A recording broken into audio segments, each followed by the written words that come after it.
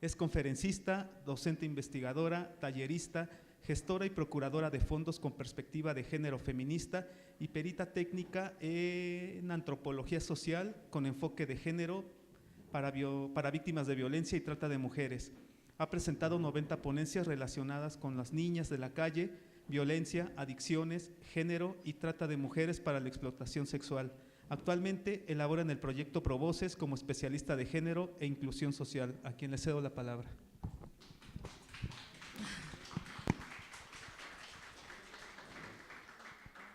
Bueno, muchas gracias. Buenas tardes. Agradezco mucho la invitación que hicieron por parte del mecanismo de la Ciudad de México, el mecanismo de protección de la Ciudad de México al proyecto de Provoces. Agradezco mucho a ustedes que han estado todas estas horas interesadas en este tema tan importante, que han reflexionado desde diferentes perspectivas, tanto teóricas, institucionales, internacionales.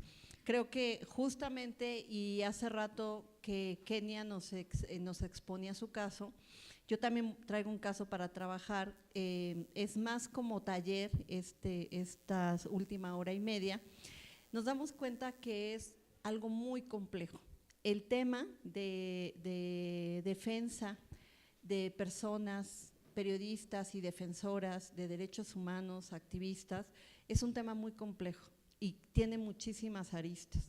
Y cada ámbito de interacción con ese tema es también complejo, lo institucional, lo personal, lo colectivo, lo comunitario, lo regional. Un poco vamos a hablar de todo esto.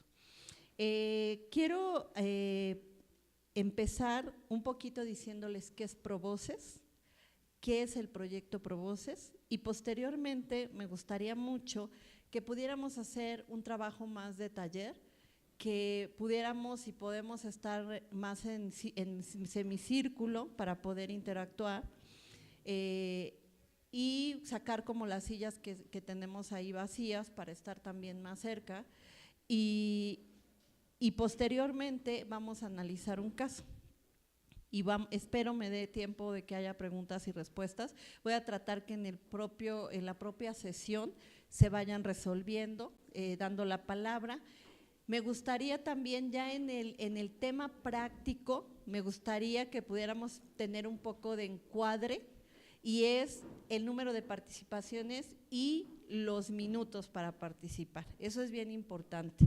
Entonces, voy a comenzar diciéndoles qué es Provoces. Provoces es un proyecto de una organización internacional que se llama Tetratec DPK, que tiene proyectos en varias partes del mundo, en Latinoamérica, también en Asia, en África, en Europa no tiene proyectos, y ese proyecto está financiado por USAID, o también conocido como USAID México. Entonces, ¿qué busca esencialmente el proyecto de Provoces? Busca generar estrategias de sostenibilidad de proyectos. Y en este sentido trabajamos 3 líneas, y es prevención, protección y procuración de justicia. No es que nosotras y nosotros como Provoces lo hagamos, ayudamos a organizaciones y a instituciones a que se puedan profesionalizar, puedan reflexionar sobre qué están haciendo, cómo lo están haciendo, autoevaluarse, y promovemos mucho actividades que permitan la profesionalización. Trabajamos con el mecanismo, hemos trabajado con el Mecanismo Federal de Protección a Personas Defensoras y Periodistas, trabajamos con la Fiscalía, con la FEADLE, y trabajamos con las organizaciones de la sociedad civil. Lo hacemos en 4 estados, en la Ciudad de México, por eso es que trabajamos con el mecanismo federal, y ahora también estamos buscando la colaboración. Digo, parte de que yo esté aquí es que esa colaboración ya se empieza a dar, porque el mecanismo federal pues está en la Ciudad de México. Trabajamos con la FEADLE porque la FEADLE, la sede de la FEADLE está en la Ciudad de México, Y trabajamos con varias organizaciones como Artículo 19, Reporteros Sin Fronteras, Periodistas Desplazados. Estamos ahorita muy cercanas al proceso que se está viviendo con la esposa de Javier Valdés, con Casa Citlaltépetl, apoyando también con talleres.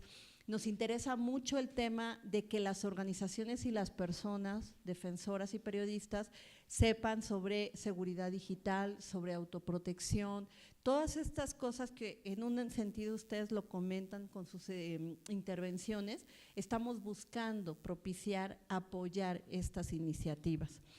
Trabajamos en Nuevo León, esencialmente con la Red de Periodistas del Noroeste y con algunas organizaciones como Cihuacali, Casa de las Mujeres Indígenas, con Cihuame Mochila, con CEDAC. Trabajamos en Torreón, Coahuila, también con la misma Red de Periodistas del Noroeste, y en Chihuahua. Esos son como los 4 estados que para nosotras y nosotros como proyecto han sido importantes o fundamentales, no importantes, fundamentales para desarrollar este proyecto.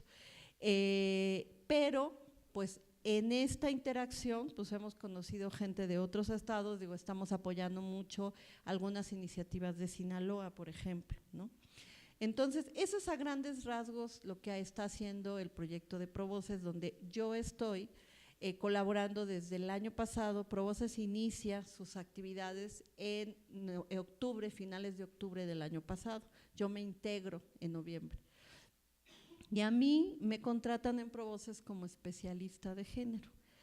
Una de las peticiones y demandas que ha habido con respecto al tema de la protección, la prevención y la persecución o la procuración de justicia es que no hay perspectiva de género, que no existe perspectiva de género, que no se toma en cuenta esas particularidades. Entonces, es el primer proyecto de USAID que tiene a una persona solamente dedicada a cómo hacer ese análisis. Y bueno, ese sería como el primer punto, qué es Provoces y qué estoy haciendo yo aquí y por qué estoy aquí, ¿no? Y por qué es importante. Además, el tema de la perspectiva de género, del enfoque diferencial, del enfoque interseccional, como ya lo mencionaban hace rato, y de la interculturalidad, ha estado presente en todas las recomendaciones que han hecho los organismos internacionales a México en materia de protección a personas defensoras y periodistas, en todas, en las de la CEDAW, en las de la Corte Interamericana, en las del EPU, EPU es el informe único, bueno, el EPU, los de la Comisión Nacional de Derechos Humanos, los de la Comisión Interamericana de Derechos Humanos, los del Alto Comisionado. Si ustedes revisan las recomendaciones, una de las recomendaciones es que tenemos que hacer protección, prevención y persecución con perspectiva de género. No es una tarea fácil. Generalmente decimos, tienen que tener perspectiva de género los análisis, las evaluaciones de análisis de riesgo, tienen que tener perspectiva de género las investigaciones, pero nadie dice, y a mí me pasó cuando llegué a Provoces, ¿cómo? Cuando a mí me contratan y me contratan por mi trayectoria, aquí quiero decir un poco, a mí me tocó trabajar 10 años con niños en situación de calle y siempre me interesé por las niñas, desde 1994 soy feminista. Y la perspectiva de género la veo desde una perspectiva de género feminista, que no es lo mismo la perspectiva de género y la perspectiva de género feminista, porque como hace rato decía Carlos, hay 3 dimensiones en el feminismo, y es lo ético, es lo político y es lo ideológico. Estamos buscando cambiar 3 dimensiones, y esas 3 dimensiones buscamos que estén inmersas en todo lo que hacemos en la vida cotidiana, en la vida privada y en la vida pública. Entonces, en ese sentido es, cuando yo llego a Provoces me dicen, expon, ¿qué vas a hacer? Y entonces pues tienes la experiencia de haber trabajado como sociedad civil. Después me tocó trabajar en el Instituto de las Mujeres de la Ciudad de México, con todo el proceso de las redes de mujeres en las comunidades. Después trabajé en PGR, o sea, sé lo que son las instituciones, ¿no? Fui perita técnica, fui subdirectora de análisis del delito de trata, 10 años trabajé con el tema de trata y salgo del tema de trata porque, pues bueno, también sé lo que es que te amenacen, sé qué es lo que te persigan por el trabajo que estás haciendo. Porque hace rato decían, cuando tú haces un trabajo, lo que estás poniendo de frente es la desigualdad, lo que no está bien, ¿no? Y si quieren vayan guardando como esas frases, las voy a ir desarrollando a lo largo de la intervención. Y ahora estar en este proyecto es, y bueno, ¿cómo lo vas a hacer? Y la primera vez que yo expuse que era la perspectiva de género, me dijeron, sí, muy bonito, talala, pero ¿y cómo? Y bueno, eso es lo que he venido haciendo desde noviembre del año pasado a la fecha, tratando de yo, como feminista, como activista, como académica, porque bueno, he hecho algunas publicaciones en diferentes, sobre todo en el tema de trata, cómo llevarlo a algo tan específico. Me ha tocado hacerlo desde la FEADLE, hacerlo desde el mecanismo federal y desde algunas organizaciones. Entonces, lo que yo les voy a presentar hoy es qué es la evaluación de análisis de riesgo. Varios y varias de las que están aquí se las han hecho, se las han aplicado, saben qué es. Pero bueno, y eso, cómo tratar de reflexionarlo desde la perspectiva de género. Algo que también les quiero decir es, tener perspectiva de género no es que te leas un libro, es toda una trayectoria. Por eso les hablaba de lo privado y de lo público, les hablaba de lo político, de lo ideológico y de lo ético. Es un cambio de mentalidad. La perspectiva de género es un cambio de mentalidad, es un cambio de vida. Políticamente te tienes que colocar diferente, te colocas diferente en la desigualdad. Kenia nos hablaba hace rato esencialmente de derechos humanos, pero no solo de una mujer trans, nos hablaba de derechos humanos de las personas. Es ahí donde tenemos que trascender. Todos tenemos derechos y tenemos derechos desde la Convención de los Derechos Universales de las Personas, de la humanidad, y no de los derechos humanos de los hombres, sino de las mujeres. Estamos hablando de derechos humanos, de mujeres, de niños y ahorita de personas discapacitadas o con alguna discapacidad, de condiciones etarias diferentes, de condiciones de género. Ahorita lo vamos a ir desarrollando. Entonces, no es fácil. Entonces, también entendamos algo que yo en este trabajo ahora, a mí me hicieron un análisis de riesgo y a lo mejor me enojé mucho y a lo mejor dije no lo hicieron bien, a lo mejor fui crítica, pero también pensemos en las y los analistas, ¿no? O sea, pensemos en ellos. Yo hoy que me ha tocado capacitarlos y capacitarlas, enseñarles cómo se incorpora esta perspectiva, no es un apellido, no es algo que le pongas, es algo que tiene que ir transversalmente en todo lo que estás haciendo. Desde que le abres la puerta a la persona, desde que la escuchas, hasta cuando haces el análisis y escribes y está en tus manos y en tu pluma su plan de protección. Y que además esa persona sienta que lo hiciste con empatía, que te adentraste. Ahorita lo que hizo Kenia cuando nos relató su caso fue invitarnos a que fuéramos empáticas y empáticos con ella y con su historia, y nos relató su historia y nos relató por qué llegó a la calle y nos hizo. Entonces, en ese sentido es cómo a lo mejor un analista, hombre o mujer, le hace una entrevista a ella para hacerle su análisis de riesgo y tome en cuenta esas categorías de la perspectiva de género.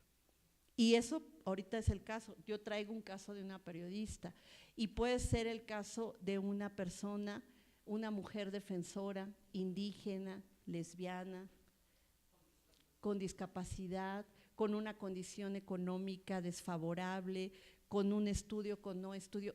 todo eso es el enfoque diferencial y la perspectiva de género y la perspectiva intercultural. Entonces, trataré de que podamos un poco llevarlo a la práctica. De entrada, ¿de dónde creen que viene el tema de la evaluación de análisis de riesgo? Viene de la perspectiva de la protección civil. Es una cuestión muy técnica. Entonces, ¿qué es una evaluación de análisis de riesgo? Tiene, en el caso, para un mecanismo, para una instancia que va a proteger a personas defensoras y periodistas, tiene como objetivo proveer a las y los profesionales involucrados una herramienta que les permita elaborar. Aquí la primera cosa, hablamos de profesionales y no hablo de profesionales de que tengan un doctorado. Hablo de profesionales, de personas que manejen el instrumento, que sepan cruzar categorías, que sepan del tema, que conozcan a las personas, ¿no? Desde ahí. Y la otra es que sea una herramienta, un instrumento que nos permita llevar un orden sistemático, porque estamos hablando de un análisis. Entonces necesitamos tener como un principio y un final. ¿Para qué? Para que en los resultados son lo más importante, son el plan de protección de la persona. Y ahí es donde muchas personas dicen, no, es que no me lo hicieron con perspectiva de género, no, es que no lo hicieron pensando en mi particularidad. Kenia decía hace rato, a ver, yo estoy en la calle, a lo mejor vivo en un hotel, ¿cómo van a poner en un hotel ciertas medidas? ¿Cómo me va a estar cuidando un policía en una zona de riesgo? Todo ese tipo de cosas son cosas que se van a analizar en el instrumento. En esa herramienta que va a permitir hacer esa evaluación, ese análisis, y como parte de un proceso de planificación e implementación. Desde ahí empieza la perspectiva de género. Desde pensar que es necesaria. Ese es el primer criterio. La perspectiva de género es necesaria. No es porque me la pidieron, no es porque así lo dijeron, no es porque… No. Es necesaria integrarla a este estudio. Si yo lo creo, seguramente me pondré a estudiar, buscaré elementos, definición de conceptos, pero si yo me lo imponen, pues voy a decir, esto es algo que es un extra para mi trabajo. Lo voy a ver como algo negativo. Entonces, de entrada, quienes hacen los análisis deben de creer que es necesaria. Ese es el primer criterio. Y después, en la empatía, claro, ¿no? Y después, en ese proceso de planificación, incorporar esos criterios. Algo más, no es como muchas veces nos confundimos y pensamos que sexo y género es lo mismo. Sexo y género no es lo mismo. El sexo es hombre-mujer, porque es una condición biológica que ya puede ser transformada. Hace 20 años, cuando yo estudié las primeras cosas de género, decían, eso es inmodificable. Hoy decimos, ¿no? Eso es modificable. Pero las personas nacen con esa genitalidad y eso va a definir su primera identidad. La identidad de género es la identidad fundante. Eso lo dice la maestra, lo desarrolló mucho la maestra Marcela Lagarde, que ya la mencionaron hace rato. Y el género es una construcción social, cultural, ideológica, que nos enseñan a pensar como hombres y como mujeres. Y que esas dos dimensiones, lo biológico y lo social, se van interrelacionando y son binarias. Van generando una sociedad binaria de lo masculino y lo femenino. Entonces, desde ahí tenemos que empezar a planificar y a implementar con conceptos adecuados. Imagínense que en un análisis, en un instrumento de análisis de riesgo, solo contemplen el género o el sexo. Si llega una persona trans y dice, bueno, yo de sexo aún tengo genitalidad masculina, pero de identidad soy mujer. Y la expresión de género. y mi expresión de género es femenina o masculina. Todas esas cosas un analista, pues, o una analista debe de saber cuál es la diferencia entre una y otra, para poderlo poner en su planificación y en la implementación de las preguntas. Para el plan de medidas de protección tenga esos elementos y sea adecuado a las características y condiciones específicas de la persona. Y bueno, aquí le puse en la Ciudad de México, ¿no? Pero de la persona que está siendo evaluada. La siguiente, por favor.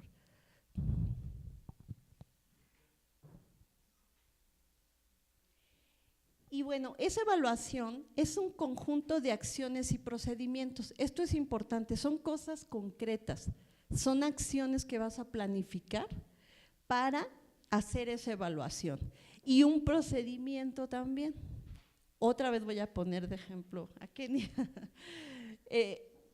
Yo puedo decir, es que yo trabajo de 9 a 6, pero Kenia solamente me puede recibir a las 8 o 9 de la noche o a las 6 de la mañana. Pero además yo le digo, no, pues es que tenemos que estar en un espacio tal, pero Kenia vive en un hotel o en una casa de huéspedes o vive en la calle. ¿Y dónde le? De muchísimas. Y una persona defensora en la sierra de Oaxaca. Tenemos que caminar 5 horas para llegar a la comunidad y solamente hablo mixteco y solamente te puedo atender a tal hora.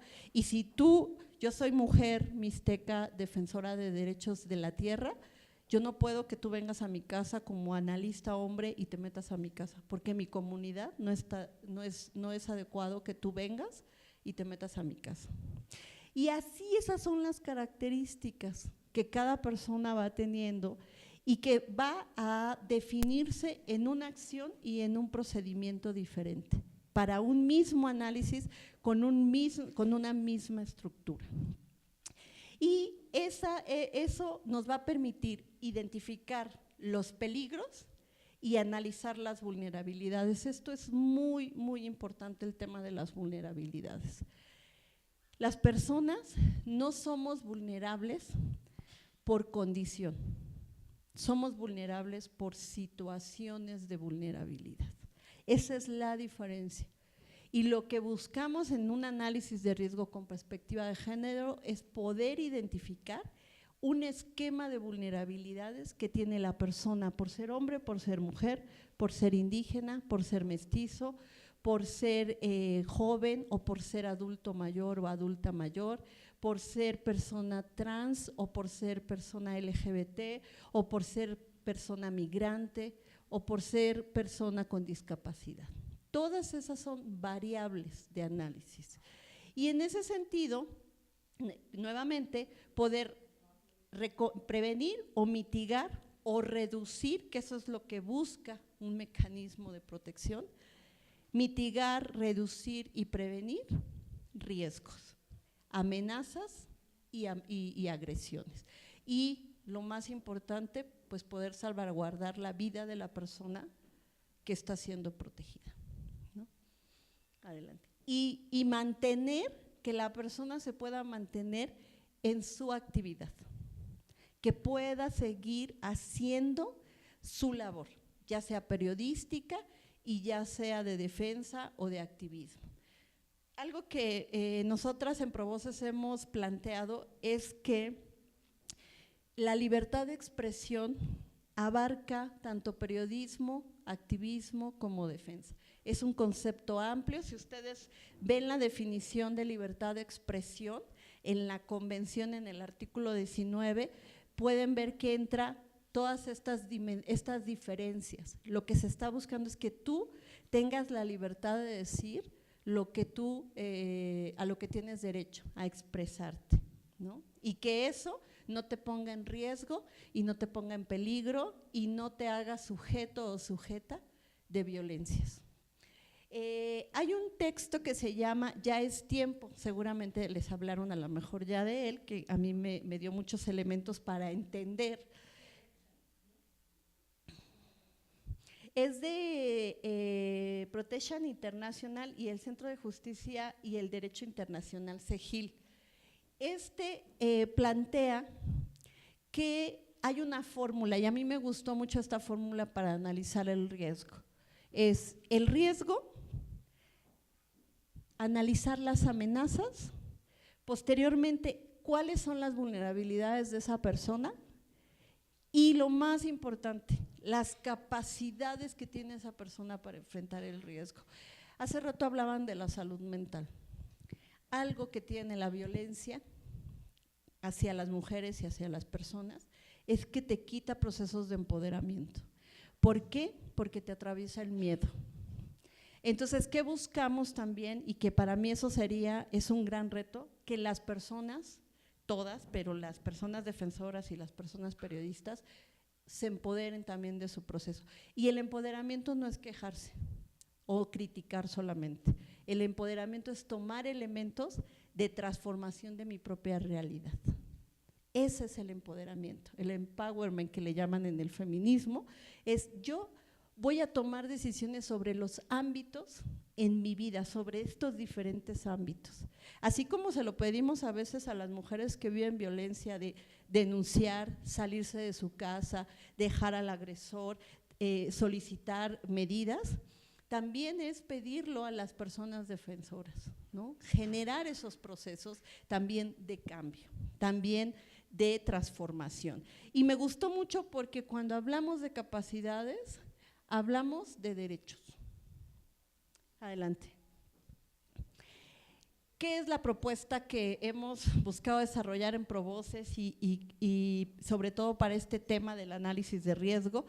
Uno es que lo más importante de conocer en una persona que está en riesgo, que está viviendo agresiones, es conocer específicamente su esquema de vulnerabilidades. ¿Cuál es? ¿Cuáles son sus vulnerabilidades? ¿Cuáles son sus puntos más débiles? Y aquí, ¿cómo lo haríamos, por ejemplo, con una mujer periodista que tiene hijos? Un punto vulnerable son sus hijos. Y entonces pueden decir, pero eso es muy tradicional, pensar que la maternidad, no, ese es un punto vulnerable. ¿Qué es un punto vulnerable para una mujer trans que vive en la calle? Su situación económica, su situación de vivienda, de cuidado, de género, de discriminación. ¿Cuál es un esquema, una vulnerabilidad de una persona defensora de la tierra que vive en la sierra, que solo habla su lengua, que no habla un español, que vive en una distancia donde a lo mejor no hay internet, donde el que pueda llegar a un cierto espacio de protección son muchas horas? ¿Cuál es el esquema de una vulnerable de un joven que hace defensa de jóvenes en Tamaulipas a través del graffiti?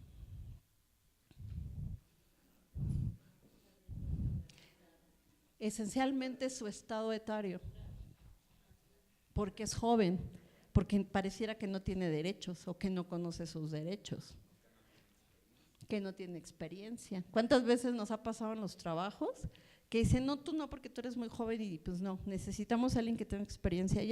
Y muchas veces esa chica o ese chico joven tienen muchísima experiencia para hacerlo, ¿no? Y también la experiencia, ¿cómo se adquiere? Pues estando ahí. O sea, cuando te paras enfrente, dices, pues lo voy a hacer, ¿no? A lo mejor me equivoco la primera vez, a lo mejor la segunda, pero a lo mejor la tercera ya no, ¿no? Ahí vamos, ¿no? Entonces, en ese sentido es generar ese esquema de vulnerabilidades para poder identificar sus capacidades. Si yo reconozco la vulnerabilidad, puedo entonces hacer esa transformación ideológica y política de ¿cuál es mi capacidad ante esa vulnerabilidad? Porque yo creo que de las cosas que más nos vulneran es ser víctimas. Y no víctimas jurídicamente, porque víctimas jurídicamente tenemos derecho. Porque si se nos reconoce como víctimas jurídicamente, podemos ejercer el acceso a la justicia. Lo más difícil es cuando eres víctima de acá, emocional, porque entonces eso es parte de lo que busca quien te amenaza, que emocionalmente seas víctima para que te coloques en un lugar minimizado y te paralices y no actúes. Entonces vamos a identificar esas capacidades que tiene la persona en ese contexto de riesgo y en ese contexto de violencia. Las agresiones no se pueden explicar sin entender los contextos sociohistóricos de donde vienen. No es lo mismo la violencia, las agresiones y la vulnerabilidad en Reynosa que en Ciudad Juárez, que en Ciudad de México, que en Puebla, en Veracruz, son diferentes. Y algo que ayuda mucho hace rato, cuando Kenia contaba su historia, es darle importancia a lo vivido. Yo siempre he pensado cuando hacía los peritajes antropológicos, cuando escuchas a las víctimas y tú estás de este lado analizando, una parte que es fundamental es conocer los modus operandi. Si tú conoces los modus operandi, ya tienes un primer paso, porque sabes cómo se va a mover, cómo va a operar. Y eso nos los da la narrativa de los casos. Cada caso que tenemos enfrente y que puede a lo mejor parecerse al otro, pero solo parecerse. Pero ahí podemos ir generando esa narrativa de la amenaza, cómo fue, cómo se da en esa zona. Y nos puede ayudar no a generalizar, pero sí a ir construyendo elementos. Y las representaciones sociales que hay. Hoy estamos luchando mucho por cuál es la representación social de las personas defensoras y de los periodistas. Eso es la criminalización que le llaman. Han buscado cambiar esa representación. Antes yo me acuerdo cuando, yo tengo muchos amigos periodistas, y mujeres y hombres, y fotógrafos y fotógrafas. Y cuando yo tenía 20 años y me iba con ellos a las marchas, era como, wow, los periodistas y la representación de… Y hoy decir es periodista, no, es como el riesgo, es no la criminalización. Eso es lo que se ha hecho en esta transición. Como las representaciones sociales, si conocemos la representación social que hay del activismo, del periodismo, de los derechos humanos en esa zona, también vamos a ir empezando a analizar cuáles son los riesgos que tienen esas personas. ¿Saben? Ahorita las mujeres agredidas, defensoras, que ha subido el índice, ¿cuáles son? Las que trabajan trata, feminicidio y violencia contra las mujeres. Eso hace 15 años era como, wow, trabajas ese tema. O los periodistas y las periodistas de investigación. Hoy son incómodas, son perseguidas, son criminalizadas, ¿no? Entonces, en ese sentido, es muy importante poderlo conocer. Y bueno, sobre todo los periodistas o las personas que hacen periodismo de investigación. Y el otro lado, es importante documentar los recursos económicos y el ejercicio del poder que tienen las y los agresores. A veces nos olvidamos como de eso, como, bueno, pues los agresores sí, pero también si podemos saber qué recursos tienen, también podemos saber hasta dónde se puede y se da el riesgo. Por eso cuando hablamos de crimen organizado estamos hablando de algo grave, porque son estructuras delincuenciales o criminales que tienen muchos recursos, tanto económicos, tanto políticos y de ejercicio del poder. Y a veces, decía una periodista, fui a un evento al Museo de Memoria y Tolerancia de Periodistas en Guardia y decía una periodista de Tamaulipas, hubo una periodista de Tamaulipas, una de Sinaloa, una de Veracruz y una de Guerrero. Y la de Veracruz decía, lo grave que nos enfrentamos en Veracruz es que en Veracruz no logramos ver la línea divisoria entre lo político o entre la política y el crimen. Esos son análisis y esto te ayuda y te da elementos para saber cómo por dónde va ese riesgo y en quién o quiénes puedes confiar. Entonces, si podemos identificarlos paralelamente, vean, las vulnerabilidades y los recursos y los contextos y las representaciones, ahí ya vamos trabajando un análisis de riesgo con perspectiva de género, aunque no lo hayamos dicho, no le hayamos puesto el apellido de perspectiva de género. Adelante, por favor. El mismo texto de Protection International plantea qué está fallando, dicen ellos en su investigación. 3 cosas. Y bueno, no solo en México, sino en mecanismos y programas de protección de América Latina. Está fallando. ¿Cómo vamos a trasladar el marco normativo internacional al marco nacional, que es la parte jurídica? Todos los análisis de riesgo tienen una fundamentación jurídica, responden a una ley, que es la Ley de Protección a Personas Defensoras y Periodistas. El otro, el abordaje del problema, que ya les hablé yo hace rato de eso, cómo vamos a abordar el problema de la violencia hacia las personas defensoras y periodistas, y el diseño y la implementación, que ya también les comenté, ¿no? El diseño y la implementación desde un primer momento tiene que tener esos elementos específicos y contemplar esas diferencias.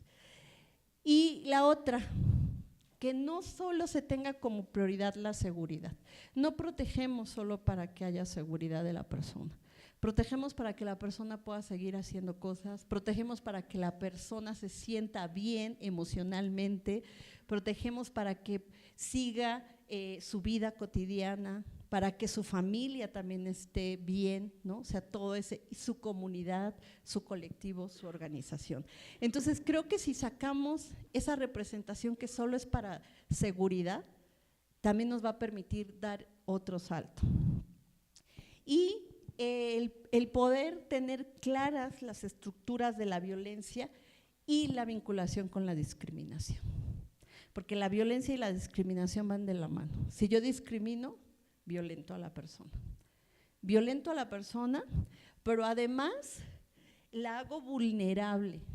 Yo, como cuando la estoy discriminando, la pongo en una situación de vulnerabilidad, de no ejercicio de sus derechos.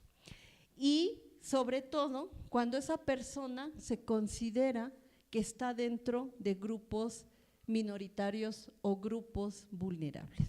Esto de los grupos vulnerables, hay quien dice, no, no son grupos vulnerables. Son grupos que viven situaciones de vulnerabilidad justamente por su especificidad, por su diferencia. Entonces, ¿esto por qué es importante? Porque justamente el enfoque diferencial lo que va a visibilizar son esos grupos vulnerables. Busca hacer esa especificidad y caracterizar esa diferencia, no para discriminar, sino justamente para poder generar derechos y el ejercicio de los derechos. ¿Lo que sigue? Las categorías de análisis. Integrar el enfoque diferencial, situando la perspectiva de género y la interculturalidad en las categorías a analizar, en las técnicas para realizar las entrevistas, en los conceptos con los que vamos a explicar y argumentar. Si yo argumento desde los conceptos de la perspectiva de género, la identidad de género, la orientación sexual, la expresión de género, la edad, la condición económica, la condición de vulnerabilidad, vamos a argumentarlo desde otra perspectiva y no desde una perspectiva de la discriminación, porque generalmente, o la discriminación, lo que nos está planteando es que creemos que nuestro marco es el adecuado, es el aceptado, y es desde donde tenemos que analizar esa realidad. Y yo les decía, piensen en las y en los analistas, son personas, o sea, también traen todo ese bagaje, también traen una historia, así como la persona defensora y el periodista la trae, también la trae el analista. Y también tuvo una familia y también vivió cosas. Entonces yo creo que parte de lo que estamos buscando es, en esta profesionalización, es también ver a esa otra persona que está ahí, ¿no? Y que es como también apoyarla, ¿no? En ese sentido. Y mantener siempre un lenguaje incluyente. Tenemos un reto porque a veces pensamos que el lenguaje incluyente es como tedioso, no sabemos cómo manejarlo, creemos que las y los lo va a resolver. No, el lenguaje incluyente tiene un impacto cuando lo relacionamos con conceptos, con categorías y con técnicas. Si yo en mi entrevista le digo a la persona, la nombro en femenino o hago algunas, todas las explicaciones que se las doy en masculino, no estoy incorporando ese lenguaje incluyente. También es conocer a la persona en el contexto en el que está, cómo le gusta ser nombrada.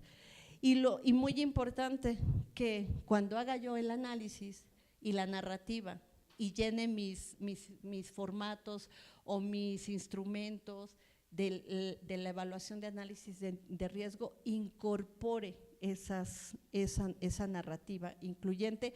Hay criterios básicos, nosotras en Provoces hicimos un ejercicio de cuáles serían los criterios básicos para en las narrativas poder incorporar el lenguaje incluyente. Y no solamente con decir las o los, podemos usar verbos neutros, artículos, genéricos, ¿no? Entonces, hay muchas posibilidades para hacerlo.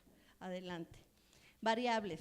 Cuando hablamos del enfoque diferencial, nos referimos esencialmente a tomar en cuenta el sexo, el género, la edad, el grupo o origen étnico, la condición socioeconómica. A veces a mí me decían, es que eso puede ser discriminatorio. No. No, si lo vas a retomar para que la persona se sienta más cómoda. Si la persona te dice, yo estoy en una situación desfavorable económicamente y lo tomas en cuenta en su análisis, entonces podrás generar estrategias para esa persona en esa situación económica. Hay muchas personas defensoras y defensores y periodistas que viven situaciones de mucha desigualdad económica. Y lo podemos ver, yo siempre les digo, vayan a los casos, revisen los casos de periodistas que estaban en su comunidad, los asesinaron en la puerta de su casa, pero vendían tacos y también hacían periodismo. O mujeres defensoras que vendían cosas no sé, de catálogo, pero también hacían defensa. En este sentido es importante la condición. Tomar en cuenta eso para qué vamos a proponer. El estado de salud, el nivel educativo, la orientación sexual, el tipo de colectividad o condición migratoria, con el objetivo de evitar la discriminación y poder medir los grados de vulnerabilidad y riesgo de las personas que buscamos beneficiar. Esencialmente es para eso, poder conocer a esa persona. Decía Kenny hace rato, conózcanme, o sea, cuando cuenta su historia es, quiero que me conozcan, quiero que sepan quién soy y que ese conocimiento me permita, que ese conocimiento que tengan les permita tener empatía, ¿no? Adelante. Esquema de vulnerabilidades va a describir la situación de vulnerabilidad que tienen las personas relacionadas a su labor y los riesgos que esto conlleva conforme al contexto sociocultural, político, económico y geográfico en el que se desarrolla. Algo que es muy importante en el tema de género es, género no es igual a mujer. Porque muchas veces se piensa y dice, bueno, si es, el análisis de riesgo va a ser con perspectiva de género porque se lo voy a hacer a una mujer, ¿no? A una periodista o a una defensora o a una activista. No. La perspectiva de género la podemos incorporar para hombres y para mujeres. En esas justo categorías de análisis. Muchas veces, el otro día decía un periodista, un periodista hombre, ¿y tú crees que yo no estoy preocupado por mis hijos? Yo también tuve que salir con mis hijos cuando fui desplazado, con mis hijos con las maletas, no solamente las mujeres periodistas, o lo mismo los hombres defensores. Entonces, o esta cuestión decían, a ver, yo soy el que he sido el proveedor, estoy preocupado porque no estoy teniendo recursos, porque tuve que salir de mi estado, de mi comunidad, ¿y quién mantiene a mis hijos? Y mi preocupación, y me voy a quedar, o sea, no voy a salir de este espacio, ¿no? O que te vean ese hombre fuerte, ese hombre que ejerce la autoridad desde esta perspectiva tradicional de lo genérico, y en ese momento ese hombre tenga miedo. Los periodistas hombres también tienen miedo, y también los defensores. Entonces, la perspectiva de género, en un análisis de riesgo no solamente lo incorporamos a las mujeres, también lo podemos incorporar al trabajo con los periodistas varones y los defensores. Adelante. Previo a todo esto del esquema de vulnerabilidades es hacer un análisis del contexto. Tiene una gran importancia porque permite conocer las condiciones particulares de cada estado, municipio, localidad y comunidades de origen de las personas. Y bueno, algo que sugerimos es que lo podamos dividir por ámbitos de análisis: contexto económico, político, sociodemográfico, socioeconómico, sociohistórico, cultural, la presencia de grupos indígenas, la violencia estructural que se da en ese lugar específicamente, la incidencia delictiva, la impunidad, la corrupción. Eso creo que nos va a dar muchos elementos. Yo sé que es un trabajo pues profundo, ¿no? Pero a veces yo decía, bueno, a lo mejor podemos hacerlo por estado, y algo que yo siempre me refiero a las estadísticas. Decir, si la comunidad de Atepilco el Alto ha tenido, bueno, un caso verídico, Playa del Carmen. Si en un mes asesinaron a 2 periodistas y ahorita van 3 periodistas asesinados de Playa del Carmen, podemos hacer a lo mejor un estudio general de Playa del Carmen. Y cuando nos llegue un caso, tenemos ya un elemento avanzado, ¿no? Entonces, porque también pues es complicado. A veces lo que nos ayuda mucho es ver como esta parte cuantitativa, ¿no? ¿Qué está pasando en estas zonas? ¿Dónde están llegando más? Ay, ya me perdí. No. Anterior, por favor. Anterior. Ya. Entonces, en ese sentido es como hacer ese análisis de contexto y probablemente irlo actualizando, a lo mejor cada 6 meses, ¿no? Digo, no cada caso, pero porque también entendamos que el trabajo de los analistas y las analistas, pues son muchos casos los que tienen que analizar, ¿no? Entonces, como generar esa, o a lo mejor un área, 2 personas que se dediquen a hacer eso y que permita que cuando la analista o el analista va a analizar, va a hacer ese análisis de riesgo, ya lleve elementos de todo lo que está pasando en esa localidad, comunidad o estado. La que sigue ahora sí, por favor. Condiciones y esquema de vulnerabilidades permiten ir identificando el esquema de vulnerabilidades, y aquí es como unos ejemplos, ¿no? Tomando en cuenta lo que me gustó mucho la intervención de Kenia, porque como que yo iba palomeando ahí, ¿no? Entonces, el entorno geográfico, si es urbano, si es rural, si es semiurbano, la posición de género, si es jefa de familia, mujer gestante o lactante, violencia, si hay violencia familiar o de pareja, de la persona cuidadora también, ¿no? Porque hay personas que son cuidadoras de otras personas. Muchas veces digo, a lo mejor a una activista la amenazan y dice, pues sí, le vamos a dar protección fuera de este lugar, pero a lo mejor tiene 2 hijos o una hija que es cuidadora, o un papá, o un hermano. Entonces, no solamente tenemos que pensar en ella, también tenemos que pensar en esa persona como cuidadora. Habrá quien no lo sea, ¿no? Pero meter esa dimensión, y que entonces la persona analista la pueda tomar en cuenta. Las condiciones de salud de enfermedad, si es sano o no es sano. Cuando estábamos haciendo esta reflexión me decían, oye, ¿y eso no será discriminatorio? No, porque a lo mejor esa persona es sana y no requiere atención, pero a lo mejor sí requiere, a lo mejor es diabético o diabética, a lo mejor tiene alguna enfermedad degenerativa, es portador o portadora de VIH, es hipertensa, requiere de otras condiciones para darle, desde ahí yo pienso que empieza el tema de la protección, porque si la persona está bien, puede ejercer sus capacidades de cambio. Si tiene una enfermedad crónica, si tiene una enfermedad degenerativa, si necesita un tratamiento hormonal, digo, ya se fue Kenia, pero esto yo lo analizábamos porque decíamos, bueno, a veces hay personas que tienen tratamientos hormonales y si se los suspendes, las metes en un problema. Y muchas veces es tomarlo en cuenta, saber que existe. Adelante.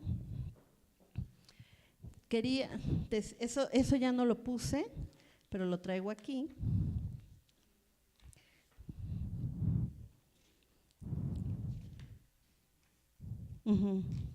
Gracias. También en este sentido es cómo nos situamos en la realidad de las personas atendidas y analizamos esas posibles medidas que le pueden proteger, que le pueden disminuir el riesgo.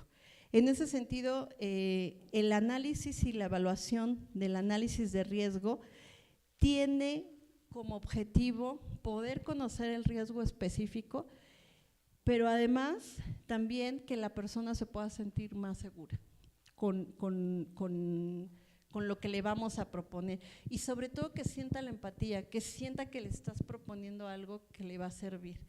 Hay muchas críticas, digo, yo creo que ya ustedes ya las estuvieron comentando, ¿no? Es que esto no sirve, es que esto tampoco sirve, es que esto tampoco sirve. Yo creo que una invitación y que es justamente cómo construimos colectivamente también nuestro plan, ¿no? Esta autoprotección, la protección que nos puede brindar y nos debe brindar el Estado y también nuestros procesos de empoderamiento o de capacidades, de las capacidades que tenemos para transformar esa realidad, ¿no? Y bueno, buscamos identificar y preponderar las necesidades que tiene la persona y vincularlas al riesgo por ejercer su labor. Y conocer el contexto geográfico y sociocultural de donde viene la persona, ¿no? Sobre todo, bueno, ahorita tenemos ya una situación grave de personas periodistas y personas defensoras desplazadas, que tienen que salir de sus comunidades porque no pueden seguir ahí, sus familias no pueden seguir ahí. Entonces, hay una periodista que en cada foro que se presenta dice, ahora tenemos ya otro reto, a lo mejor todavía no hemos avanzado en esto de la protección, en cómo elaborar los análisis de riesgo con perspectiva de género, pero ya tenemos que estar pensando qué hacemos para los planes de retorno. Las personas salieron de sus comunidades, hicieron otra vida o han tenido que construir una vida muy complicada fuera de sus espacios, de sus familias, de sus redes, y cuando ya pueden retornar, ¿cómo lo van a hacer?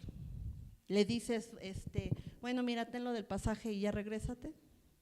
No podría ser así, tiene que haber un proceso también de cómo, y creo que eso pues se tiene que ir construyendo también colectivamente. Y bueno, pues todo esto para que ese plan de medidas de protección integre la perspectiva de género, integre el enfoque diferencial y la perspectiva de la interculturalidad. Yo solamente les di 10 variables, pero cada caso va a tener, esas son como las sí o sí, las básicas, pero cada caso y cada variable puede ir teniendo subvariables. Adelante. Y bueno, ahora vamos a hacer un ejercicio. Tenemos dos posibilidades. ¿Cómo estoy de tiempo, Alberto? 32 minutos. Ah, bueno. Yo traigo aquí un caso hipotético que no es tan hipotético, pero es el de varios casos, tiene varios casos involucrados, de una periodista asesinada por ejercer su labor. Y también tenemos el caso de Kenia. Yo le pregunté si podíamos usarlo, me dijo que sí, ya no se podía quedar más tiempo. Ella nos dio muchos elementos. ¿Cuál es el ejercicio en esta media hora? Que hagamos equipos de 7 personas cada equipo. Quienes decidan hacerlo con lo podemos hacer con Quienes decidan analizar lo que nos relató Kenia también es válido. Y la idea es que podamos proponer cómo haríamos un análisis de riesgo de estos casos con perspectiva de género, enfoque diferencial e interculturalidad.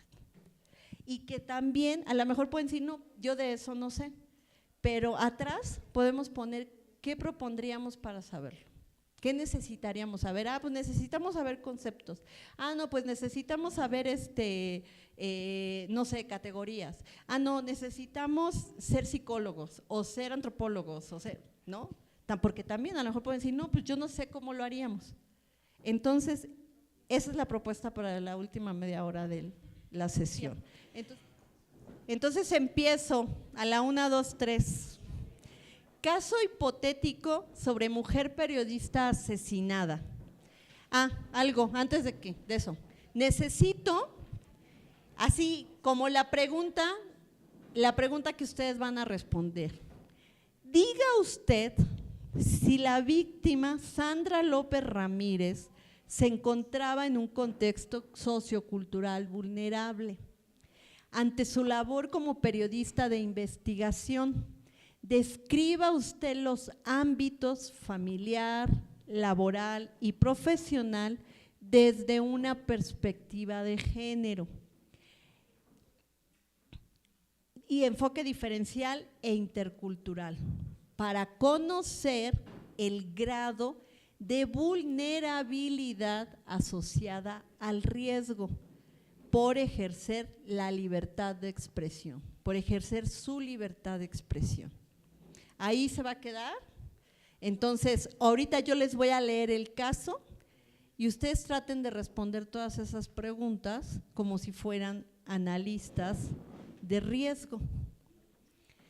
Mujer periodista de 33 años, de nombre Sandra López Ramírez, originaria del estado de Michoacán, nacida en Pátzcuaro, hija de madre y padre purépechas, quienes tienen 2 hijas más, además de ella.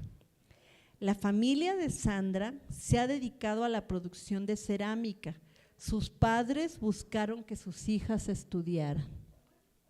Sandra tuvo que viajar a la Ciudad de México para estudiar periodismo y trabajar para pagar sus estudios. Sandra se casó con un compañero de la carrera, trabajaron juntos en un periódico, pero cuando Sandra empezó a interesarse en hacer periodismo de investigación, su pareja empezó a ponerle trabas y a criticar mucho su trabajo, sobre todo cuando se interesó en temas vinculados a la violencia contra las mujeres. Actualmente está divorciada, tiene una hija de 12 años y un hijo pequeño de 7. Ambos viven con ella y es jefa de familia.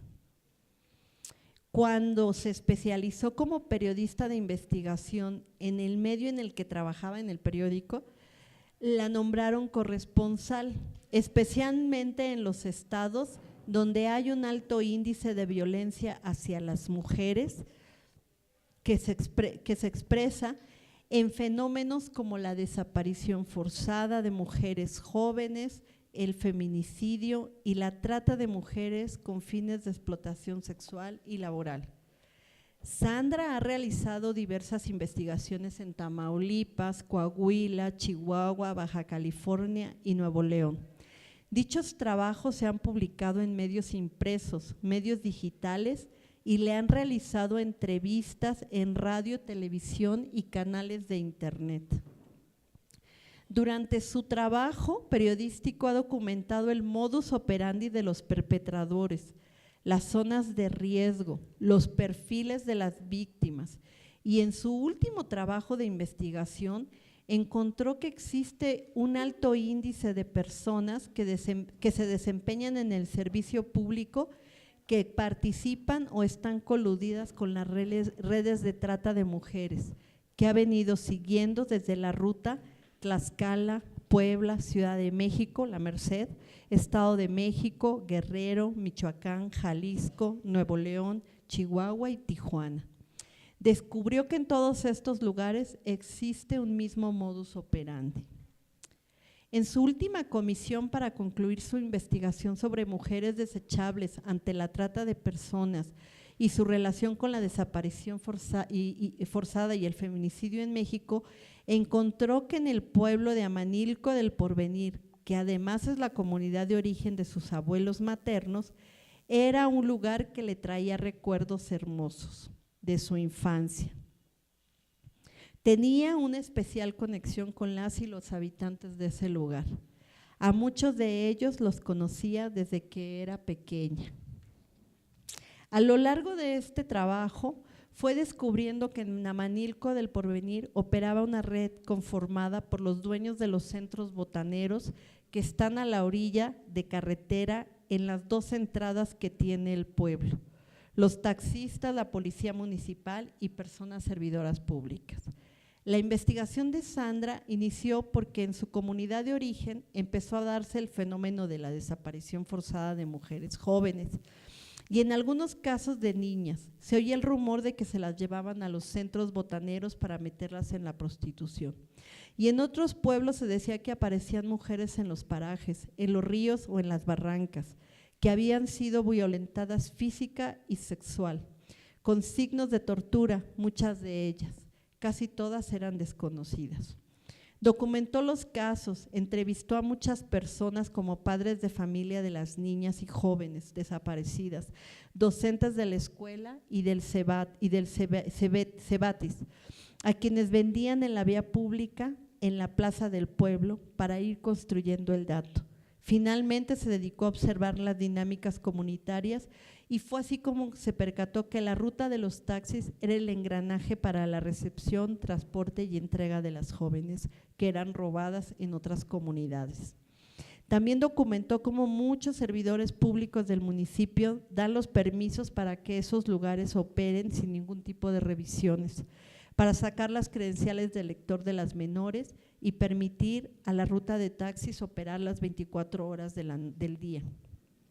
Sandra empezó a percatarse que la seguían, veía personas fuera de su domicilio que no eran conocidas en su colonia, vio autos estacionados con placas de Jalisco, Tamaulipas y del Estado de México. De esto no informó a nadie, solo a una amiga en la Ciudad de México, que había pasado por una situación similar.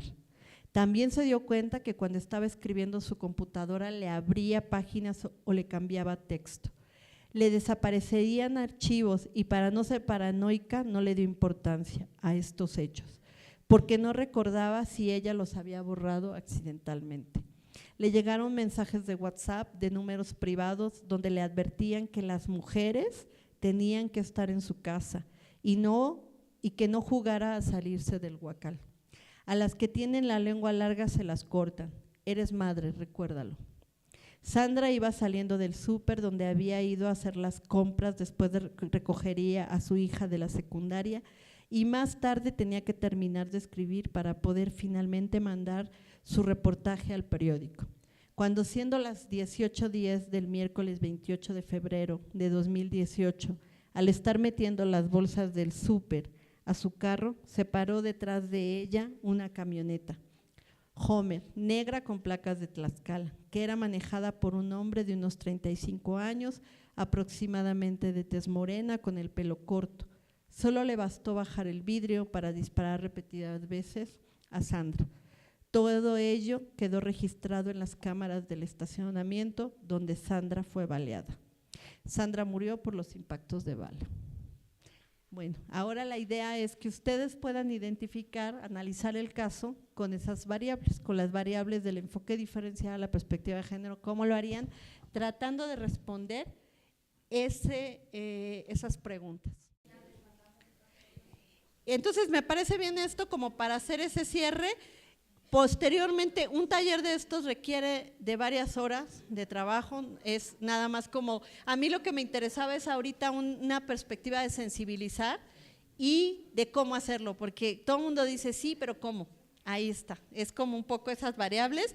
Yo creo que esto no va a terminar acá, sino creo que se van a seguir haciendo otras cosas. ¿Y qué equipo quiere hacer sus comentarios? Bueno, ya me levanto. 5 minutos. 5 minutitos. Es mucho.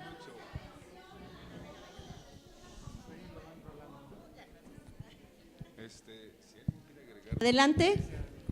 Sí, bueno, en el contexto cultural encontramos que es una persona migrante del campo de un estado de la República y se viene a la capital.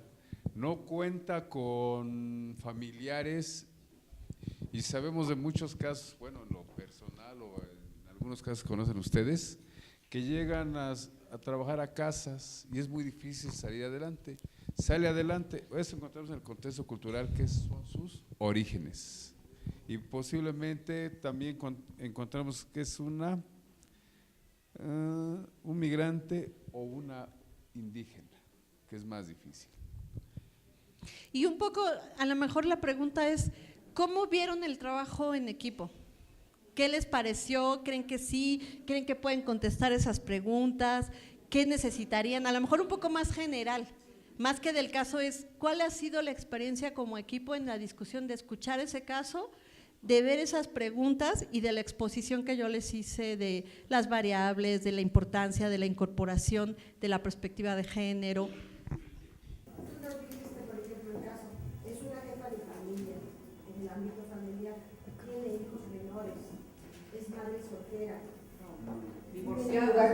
En un lugar de alta vulnerabilidad familiar, donde se generan redes de trata, es divorciada. No es madre soltera, es jefa de familia. Es que ahí es la perspectiva de género. Los conceptos que Sí, perdóname. es jefa de familia. No, perdón, al contrario. Justamente esta capacitación o estos lugares son para que vayamos cambiando esas categorías con las que hemos nombrado. Sí. A lo mejor decimos, es que era revoltosa, ¿no? O era, no.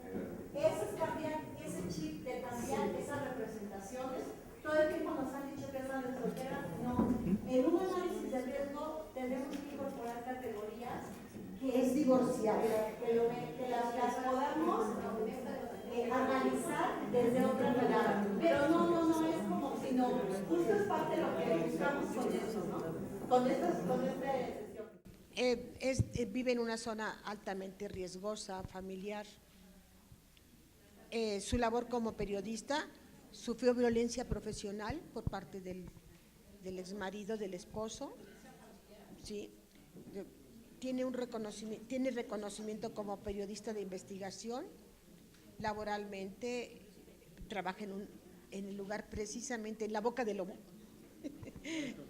entonces de alto riesgo como periodista de investigación y en lugares donde se encuentra la trata, de las redes de trata, donde se encuentran los más graves crímenes, actividades de criminalización, de crímenes que son el feminicidio, que son la trata de mujeres, están en un contexto rural y en un contexto urbano.